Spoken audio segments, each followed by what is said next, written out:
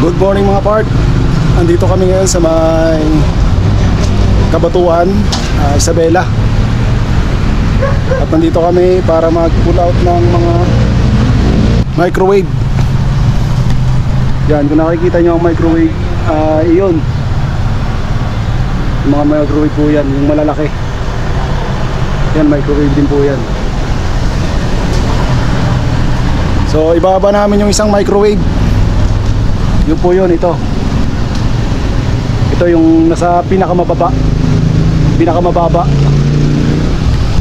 So malaki po yan, kaya challenging yung gagawing pagbaba nito.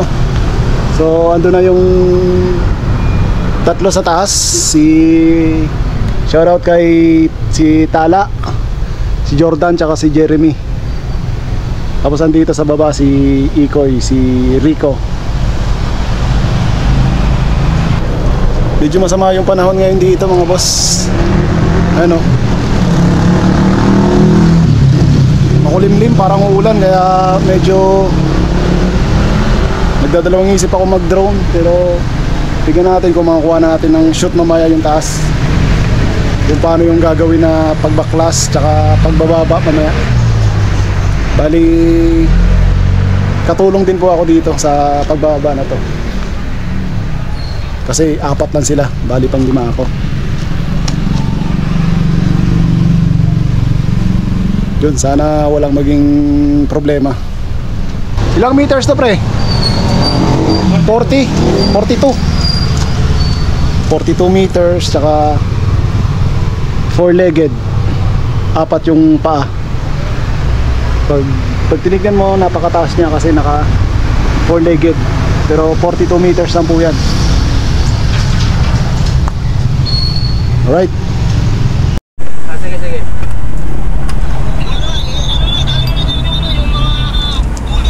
Sige. Sige. Sige, pre. Tatali ko na. Dito ay kausap ni Rico si Jordan.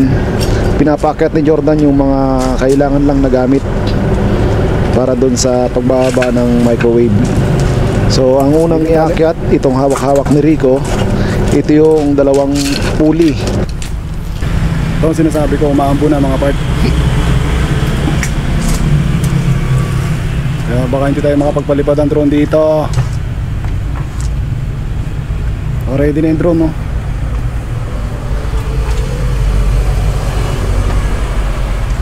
Open na yan, kaya lang umaambon.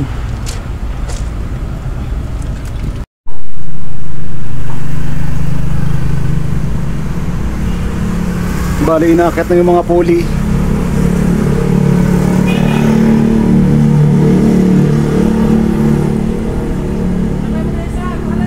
Sabay ko na.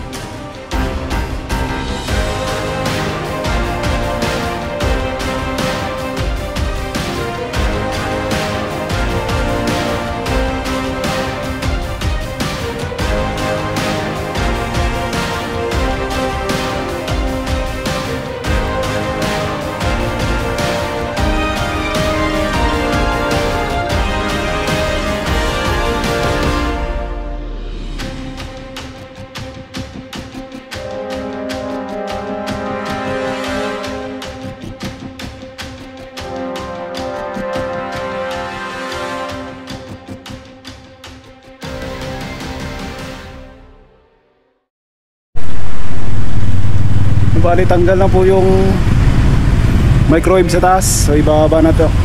Bumaba na rin si Jeremy, aka Gar. Bumaba na siya. Bumaba na rin si Tala. So ang natira doon si Jordan sa taas.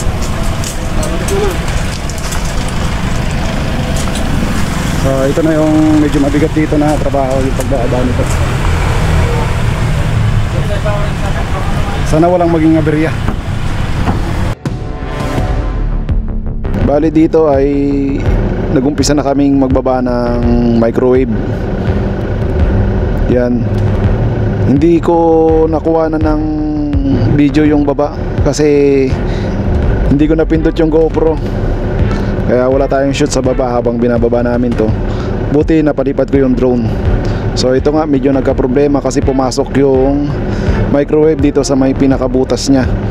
So kailangan ng tao na mag-aalalay na magtutulak.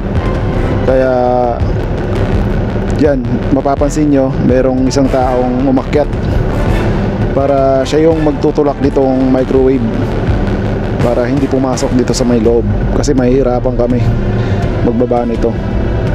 So ayun no, mapapansin nyo dalawa na sila ang nagtutulak. Medyo magaan lang po ito, kaya lang yung size niya talagang malaki, halos kasing laki ng tao pag nakatayo ito. So yun, at salamat sa Diyos at wala namang nangyaring hindi ka nais-nais sa pagbaba namin ng microwave na ito.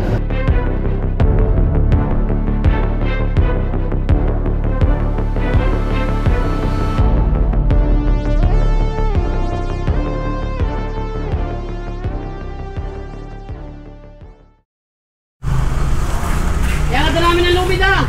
John, hindi Ay na ba ng lubid sa ano? Baka bigla malaglag! Hindi na-record kanina. Gar! Alalayan mo Gar! Hindi na-record dito sa may baba. Pero yung drone na-record natin. Ito yung binaba namin mga boss. Yan ito. Ito dati na yan dito yung isa. Gar! Ayun, ganyan sa kalaki. Ganyan sa kalaki. Sorry! Bali mayroon pang isang bracket yung pinagkakabitan ng doon. Yung pinagkakabitan ng microwave doon sa taas ay iba-iba pa. Ayun yung isa. Yung pinaka-bracket niya. Habang binabaklas doon sa may taas, ito yung tali na nakapigil. Kaya pag nag-release, hindi siya babagsak kasi nakapigil siya dito. Ito naman yung i-area pag ibababa na. Ito naman yung parte ng bracket doon sa taas. Kababa lang.